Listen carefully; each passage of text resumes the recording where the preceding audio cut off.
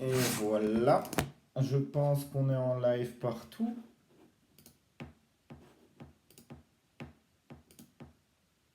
Et salut à tous, bienvenue sur l'Initio Location.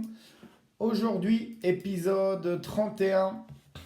C'est le podcast où c'est un rendez-vous où on va parler des gens qui veulent faire travailler leur argent et pas leur temps. Donc en tout cas de se dégager un maximum de temps possible. Et pour ça au début il faudra sacrifier du temps. Donc on va parler de revenus passifs intelligents, location de véhicules, location immobilière, les stratégies pour essayer d'atteindre une véritable liberté financière. Chaque semaine, je te donne les clés, les pièges à éviter et les coulisses de mon business et de la location automatisée. Alors vas-y, installe-toi, fais-toi un petit café, un petit verre d'eau. C'est parti. Épisode 31, liberté financière. Où est-ce que j'ai mis ce titre? Je ne sais plus ce que j'ai mis pour ce titre-là. Mais bref, je vais essayer un peu de décrypter et décortiquer tout ça. Mais avant, on va voir les séries de la semaine. Qu'est-ce que je regarde en ce moment? Je vous avoue que j'ai pas énormément de temps. Mais il y a une série qui vient de sortir. Je ne sais pas exactement c'est quoi le titre. C'est Jeunesse dorée, je crois. Où on voit des jeunes qui sont... bon, je spoil un peu, mais sans trop vous raconter. En deux, trois mots. Allez la voir et dites-moi ce que vous en pensez. C'est Jeunesse dorée, donc c'est un truc qui se passe à Knock. Où on a des jeunes qui sont là. La plupart, c'est des flamands, évidemment. Qui ont des sociétés, donc c'est les enfants de ta. Et tout ce qui découle de ça. Donc grosso modo, bah, ça parle, la saison 1 était pas mal, mais je crois que la 2 pour une fois, va être encore mieux. La 2 va parler du jeune qui reprend la société de son père. Et en gros, ça va être drogue, pression, travail. Et souvent, on a l'impression aussi qu'être le fils d'eux, c'est super facile. Et là, je trouve que ça recadre bien un peu le thème. Et on voit, bon, de nouveau, je vous vois venir hein, à choisir qu'est-ce qui est mieux, être un enfant vraiment misérable ou enfant de ça. Mais on voit quand même les difficultés qu'il y a là-dedans à pouvoir reprendre une société familiale. Est-ce que vous avez les épaules pour tout ce qui est pression sociale? Est-ce que vous savez tenir ça et surtout faire mieux? Parce que, ou même maintenir c'est déjà très bien. Bref, j'ai pas encore tout regardé là-dessus, mais je trouve vraiment cette série pas mal et assez parlante. Donc voilà. Je crois pas que c'est Jeunesse dorée et je pense que le titre il est même pas en néerlandais. Je sais plus. Mais super bonne série. Alors, deuxièmement, les anecdotes location de la semaine. Alors, j'ai encore eu le droit. Et oui, je suis honnête avec vous, je me suis encore fait avoir avec un locataire qui me dit oui, je vous promets, l'appartement, je vous le prends, il me plaît, c'est bon, c'est en ordre. Et donc, il envoie documents, papiers. Oui, oui, c'est vraiment ça. Vous avez vu les photos et tout, l'espace? Oui, oui, oui, oui, oui, oui, c'est bon. Oui, oui. Et donc là, qu'est-ce qu'il me dit? Donc on devait signer ça le 1er juin. Ah ben changement d'avis. Non, finalement, j'ai bien réfléchi, je ne vais pas le prendre. Et donc c'est terrible, mais encore une fois, je vais le rappeler, la location, elle est vraiment réservée que quand l'argent il est sur votre compte. Et je tiens vraiment bien à préciser ça, c'est sur votre compte. Et même en fait, parfois, tu pourrais dire ouais, 100 euros ou 200 euros. Il y a même des gens encore qui vont réussir à ce moment-là à dire non, remboursez-moi, j'ai changé d'avis. Donc voilà, c'est reparti pour un tour pour moi. Il me faut 2 à 3 jours pour retrouver un locataire. Et donc je suis reparti dans des visites. Alors j'ai pas mal de biens qui sont disponibles en ce moment. Et je suis confronté à ce qu'on pourrait appeler, moi je l'ai fait aussi un peu, hein, donc j'étais des deux côtés, c'est les touristes immobiliers. Donc c'est-à-dire que ce sont des gens, et il y a deux catégories là-dedans. Il y a une partie où ils tâtent le marché, ils sont à la recherche, mais ils veulent comparer. Donc, ah ouais, ça c'est pas mal, ça c'est grand, ah non, il me faudra un peu plus de lumière. Donc c'est-à-dire ils visitent, mais peut-être eux, leur horizon de recherche, c'est peut-être 2 mois, 3 mois, 6 mois, un an parfois même pour certains. Et cela, euh, clairement, il faut imposer en fait des horaires de visite, un peu avec tout le monde. Sinon, vous allez faire des allers-retours. Et en fait, même si c'est à 5 minutes de chez toi, tu vas quand même prendre le véhicule ou aller en marchant, rester là et poireauter 1 heure ou 2. Donc, donc c'est clairement une perte de temps. Donc il y a cette catégorie-là qui n'est pas évidente parce qu'ils ne vont pas vous le déclarer tout de suite. Puis il y a l'autre catégorie qui sont à la recherche, qui sont pressés, mais qui ne se rendent pas vraiment compte du marché immobilier. Donc c'est-à-dire, il y a le fameux c'est trop cher. Après, même 500 euros, je pense que c'est toujours trop cher. 400 euros. Un bon logement, pour eux, ça serait 250. Ça, c'est un prix convenable. Alors, il y a ceux-là aussi. Il y a tous les gens aussi où je suis très étonné qui n'ont pas la fameuse garantie locative, qui est un terrible frein. Donc, je pense, ou ils me mentent, ou bien réellement, ils n'ont pas 1000 à 2000 euros d'épargne. Donc, quand je vois en Belgique qu'en moyenne, les Belges ont 25 000 euros. Bon, c'est le revenu, enfin il y a la moyenne et le revenu médian, je sais plus comment on appelle ça. Mais bref, il y a ouais, la tranche de la population médiane et la moyenne belge, qui sont deux choses totalement différentes.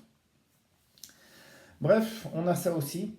Et donc voilà, donc moi je suis assez pressé en ce moment, je suis un peu moins cool. Et du coup, j'ai fait pas mal de mauvais choix, on va dire, stratégiques. Bon, et c'est bien en faisant ce podcast, je me le rappelle à moi-même de se structurer en imposant des tranches horaires quand vous, ça vous convient et, euh, et de respecter en fait toutes les consignes qu'on a déjà pu parler sur le podcast. Mais bon, petit récap, j'ai un bien disponible à Cour-Saint-Étienne, j'ai un autre bien disponible à Charleroi et j'ai encore une autre chambre à Charleroi. Alors le point 3 sur le marché immobilier, là ça fait quelques mois que je suis plus trop en chasse de biens. Et en été, je pense que ça peut être à double tranchant. Ça peut être très bien et ça peut être mort si tout le monde est en vacances, si les agents immobiliers sont un peu moins réactifs. Mais bref, j'annonce pas encore la nouvelle maintenant parce que c'est pas encore totalement fait. Mais restez connectés, je vous annonce quelques petites surprises pour le mois d'été. Alors le quatrième point, c'est sur moi, sur ma situation. Et après, on va parler de l'épisode du jour et de ces fameux revenus passifs. Qu'est-ce que c'est? Donc sur ma situation, je pensais trouver un peu plus facilement que ça du boulot. Mais comme je remarque un peu partout, 2025, c'est pas une année terrible. Alors, il y a deux critères qui sont importants pour moi et j'arrive pas à lier, même trois. Bon, après, vous allez me dire, peut-être je cherche le mouton à 5 pattes. Mais il y a beaucoup de jobs, enfin même la majorité des jobs, où ils veulent capter quasiment tout votre temps. Alors que ça soit déjà en semaine avec un 8-17 par exemple, et du coup, t'as pas vraiment le temps le matin, t'as pas vraiment le temps l'après-midi. Bon, je sais que c'est la plupart des gens, mais moi, ça me convient pas trop. Et du coup, peu importe la rémunération, capter toute ma journée comme ça me dérange. Donc je préfère faire ou le matin ou le soir et être flexible et facturer en freelance. Alors ça, j'ai demandé à plein de personnes et beaucoup refusent, ils veulent même pas en entendre parler. Alors que pour un employeur, je comprends pas très bien parce que il doit pas payer de cotisation sociale, ça lui dégage beaucoup, enfin il paye juste une facture quoi. Mais c'est pas encore développé en Belgique. Alors, on a l'autre point aussi avec les étudiants qui sont devenus, dans pas mal de secteurs d'activité, euh, clairement la seule façon qu'un business soit rentable, j'ai l'impression. Donc là où on impose des commissions paritaires, des trucs avec les syndicats et tout, et je dis, c'est bien, hein, ça part d'une bonne intention à la base, Mais du coup, il y a plein de secteurs qui se rabattent sur les étudiants. Et là, ils ont augmenté encore les heures auxquelles les étudiants peuvent travailler sur une année.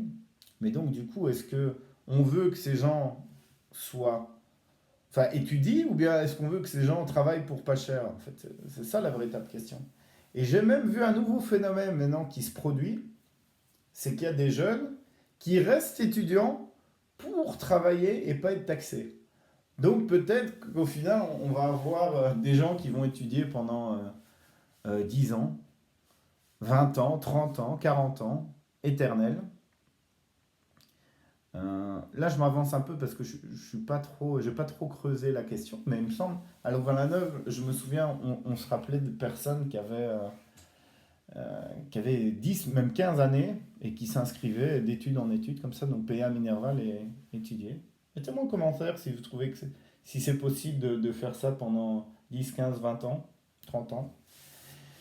Et donc, ils gardent le statut étudiant, mais est-ce qu'ils le perdent à un certain âge ou pas? Je sais pas. En tout cas, moi, c'est un peu un mouvement que je sens se développer. Et de nouveau, c'est juste une constatation. Est-ce que c'est bien, pas bien? J'en sais rien. Pour déconstruire un peu ça, la dernière génération, là, je les trouve pas si fainéants que ça. Il y avait toutes des trends sur TikTok et sur Instagram en disant ouais, la Gen Z, non, moi quand il est 16 heures, je fais pas 16h01 et tout ça. Au final, je rencontre plein de jeunes qui bossent, qui ont envie de se bouger. Et peut-être même plus que moi à l'époque, ou plus que tous les jeunes de notre époque. Donc voilà, je voulais un peu rééquilibrer ce sujet-là. Alors, les revenus passifs, où est-ce que ça en est? Qu'est-ce qu'il faut réellement pour avoir un revenu passif? Ben, clairement, en fait, et je crois que j'avais fait un épisode déjà là-dessus, pour avoir un SMIC, genre, je crois que c'était, je sais plus les montants, j'hésite entre 1002 et 1006. Mais si vraiment tu veux un truc passif, en fait, on peut faire le calcul, hein. C'est qu'avec 1 million d'euros, si tu le mets avec vraiment un truc passif, mais c'est quoi? Il faut avoir l'argent en cash, en liquide, et l'investir sur de la bourse, quoi, ou des ETF. Il n'y a que ça où c'est réellement passif, où tu te dis, ouais, je regarde une fois par an. Et pour ça, bah, je crois avec l'inflation, en prenant tout en considération, si tu as 1 million, bah, ça te fait quasiment rien. Et donc, du coup, tu es millionnaire et tu as un pouvoir d'achat d'un smicard, d'un chômeur. Ça fait pas rêver, quoi. Et du coup, c'est ça aussi, en fait, le grand paradoxe. C'est pour avoir vraiment des revenus passifs, mais il te faut combien? Il te faut 10 millions. Et voilà, avec 10 millions d'euros, t'as quoi? T'as 12 000 balles par mois. Est-ce que sais t'acheter des yachts, avoir une villa de malade mental et pas? J'en sais rien. Donc ouais, peut-être ça s'approche autour de 20 millions, 30 millions. Bon là, ça devient déjà autre chose d'avoir 30 millions que gagner 4 à 5 000 balles par mois. Donc ça, casser un peu le mythe, des trucs passifs, ça existe quasiment pas. Ou vraiment, tu es très très très très très riche. Mais si tu as réussi à avoir 30 millions, c'est ou tu as des business, ou tu as d'autres compétences que juste avoir de l'argent. Donc pour moi, ça existe quasiment pas en fait. C'est un truc qu'il faut enlever de sa bouche. Et le deuxième point, qu'est-ce qu'il faut faire du coup? C'est essayer de décorréler la façon dont on gagne de l'argent avec le temps. Et là, je m'en rends compte de plein fouet, je le reprends en pleine tronche, c'est que je suis reparti travailler à l'heure. Et putain, qu'est-ce que c'est dur en fait. Qu'est-ce que c'est dur de dire putain, voilà, 1 heure, ça me revient à 15 balles, 20 balles, 25 balles, avec les taxations et tout ça.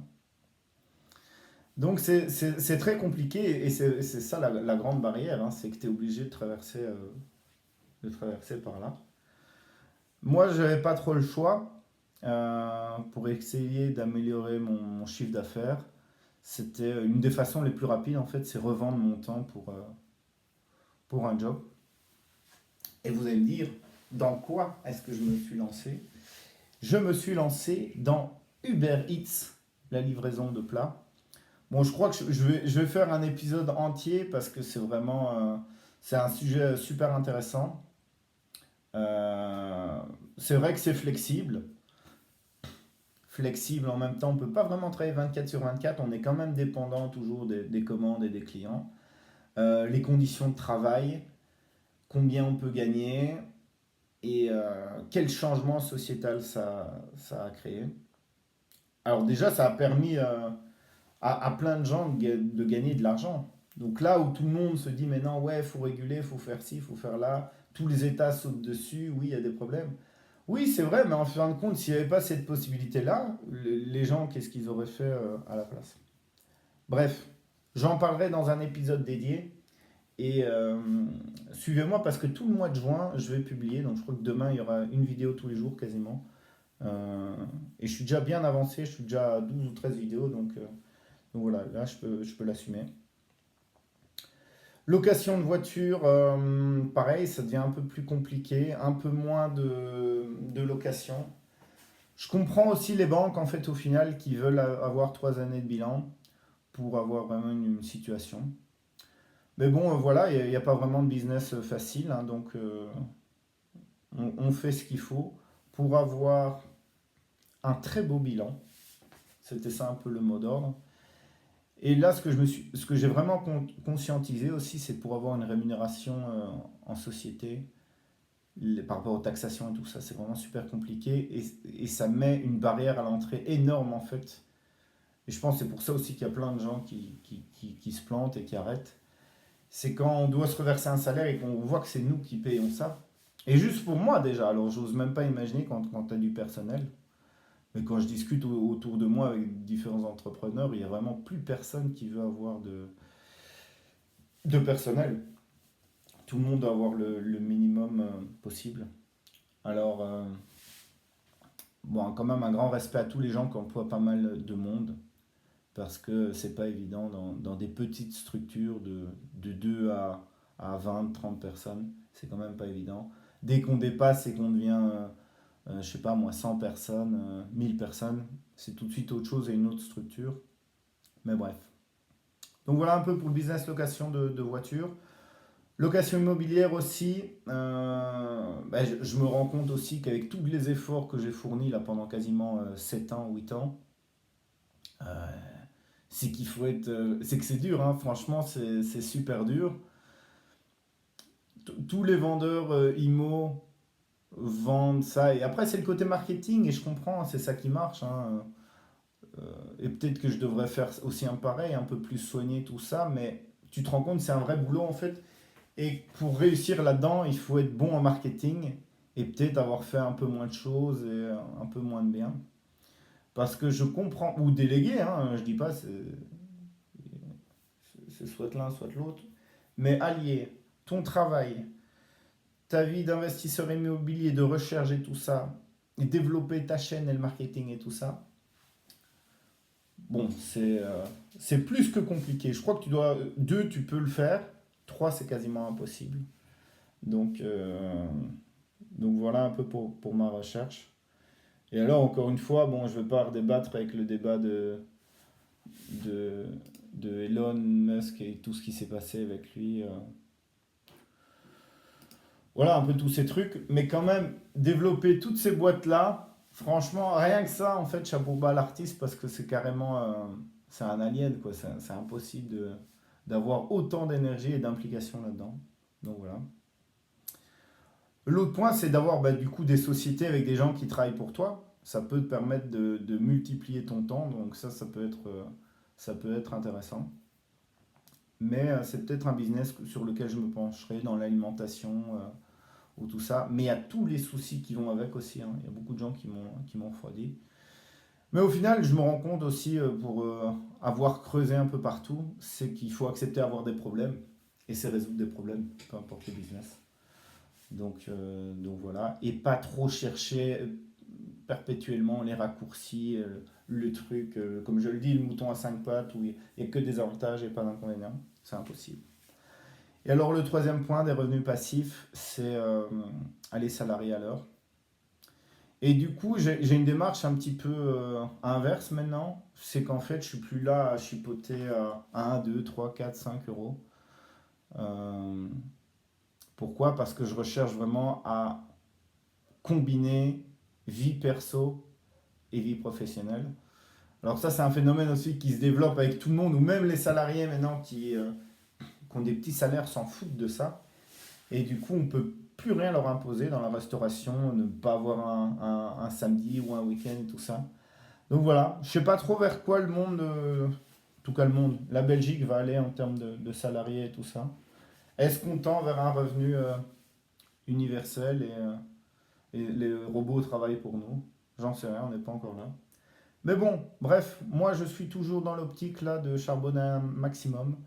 Donc je vais essayer quand même de m'y tenir. Et voilà. Suivez-moi tout le mois de juin. Je vous réserve du beau contenu. En tout cas, il y en aura pas mal, que ce soit sur Uber Eats et sur une autre surprise.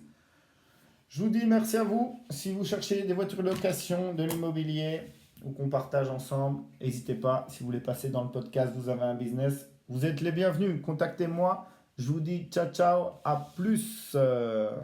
Et un couteau. À vous les studios.